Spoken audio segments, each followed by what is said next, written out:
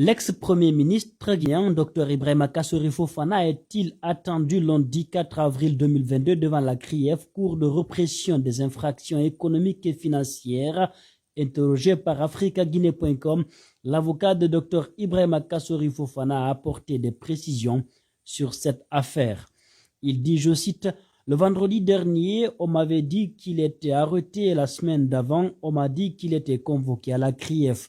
En clair, aucune convocation ne lui a été adressée, donc il ne peut pas être à la CRIEF. Chaque semaine, on m'interpelle pour me dire qu'il y a ceci ou cela, regrette le bâtonnier. » Kassori Fofana a été porté à la tête du RPG Arc-en-Ciel, parti fondé par Alpha Condé. Le 28 février dernier, il avait été convoqué à la direction centrale des investigations judiciaires de la gendarmerie où il avait été entendu pendant de longues heures. Ces derniers jours, les rumeurs deviennent de plus en plus persistantes sur une prétendue convocation du nouveau président du comité exécutif national provisoire du RPG Arc-en-Ciel. Son avocat, Maître Djibril Kouyaté, qui dément cette folle rumeur, soupçonne une cabale ourdie contre son client. Il insiste en disant « Certainement il y a quelque chose derrière », déplore-t-il. Toutefois, Maître Djibril Kouyaté assure que son client garde sa sérénité légendaire. Il a le moral au beau fixe, naturellement, il est comme ça. C'est sa façon d'être même, a laissé entendre le bâtonnier au micro d'un des reporters d'africaguinée.com. Pendant ce temps, plusieurs acteurs sociaux qui ne sont pas les moindres et qui étaient présents cette dernière décennie en Guinée sont mis à l'écart et carrément ignorés dans les débats et les rencontres publiques dans cette transition. L'échec de cette transition viendrait sans doute de là. On ne peut pas gouverner et omettre soit dans la gouvernance, soit dans les consultations, soit dans les débats de proposition des personnes qui, ces dernières années, ont donné leur temps et leur énergie au combat pour la démocratie, les libertés, la mission de vie des citoyens, l'affirmation de l'identité nationale, le vivre ensemble, l'éducation, l'environnement et tant d'autres. Nul ne peut nier que depuis 2016, il y a en Guinée l'émergence d'une jeunesse plurielle qui a marqué la vie de la société guinéenne sur plusieurs plans. Cette jeunesse a été à l'avant-garde de tous les problèmes qui ont miné la société guinéenne.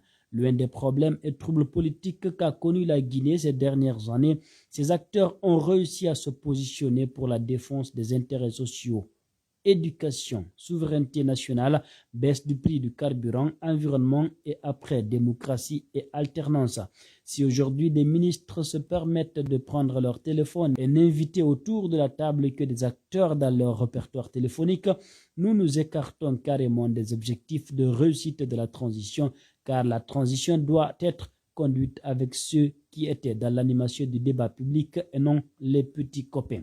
Il est temps de rectifier le tir et conjuguer avec tout le monde, mais surtout les vrais acteurs qui ne cèdent à la tentation du clientélisme, des liens de connaissances et les affinités, mais qui disent ce qu'ils pensent sans ambages pour l'intérêt de ce pays, afin d'éviter que nos concitoyens trinquent.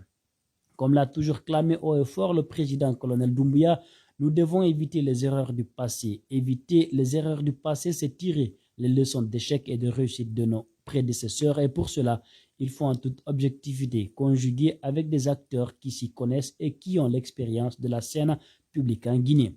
Nous avons assisté à la composition du Conseil national de la transition, un organe aussi important qui devrait évidemment avoir en son sein des hommes et des femmes tous connaisseurs et qui seront à la hauteur des réflexions et du débat sur le présent et l'avenir de la Guinée. Mais hélas, bien qu'il faut reconnaître la présence de certaines grandes figures qui seront à la hauteur de nos attentes. Depuis les consultations des derniers jours, nous voyons à la télé des séances de rencontres où nous ignorons carrément qui a été invité par qui, comment le choix des acteurs est fait et pourquoi certains sont ignorés.